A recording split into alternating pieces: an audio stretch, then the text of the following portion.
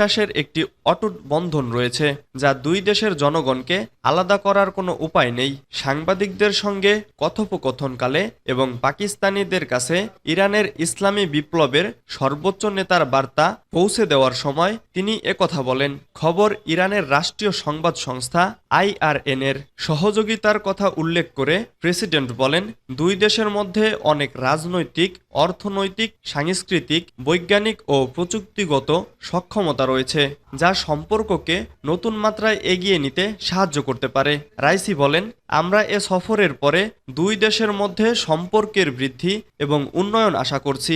আমার দেশের অগ্রাধিকার প্রতিবেশী ইসলামিক জোটবদ্ধ এবং স্বাধীন দেশগুলোর সঙ্গে সম্পর্ক উন্নয়ন করা।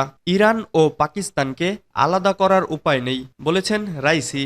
ইরানের প্রেসিডেন্ট রাইসি ইসলামিক দেশগুলোকে একে অপরের প্রতি বন্ধুত্বপূর্ণ হওয়ার প্রয়োজনীয়তার ওপর জোর দিয়েছেন। তিনি বলেন, ইরান ও পাকিস্তানের মধ্যে বিশ্বাসের একটি অটুট বন্ধন রয়েছে যা দুই দেশের জনগণকে আলাদা করার উপায় নেই। সাংবাদিকদের সঙ্গে কথোপকথনকালে এবং পাকিস্তানিদের কাছে ইরানের ইসলামী বিপ্লবের সর্বোচ্চ নেতার বার্তা পৌঁছে দেওয়ার সময় তিনি এসব কথা বলেন। খবর ইরানের রাষ্ট্রীয় সংবাদ সংস্থা IRN এর সহযোগিতার কথা উল্লেখ করে প্রেসিডেন্ট বলেন, দুই দেশের মধ্যে অনেক রাজনৈতিক, অর্থনৈতিক, সাংস্কৃতিক, বৈজ্ঞানিক ও প্রযুক্তিগত ক্ষমতা রয়েছে যা সম্পর্কে নতুন মাত্রা এগিয়ে নিতে সাহায্য করতে পারে।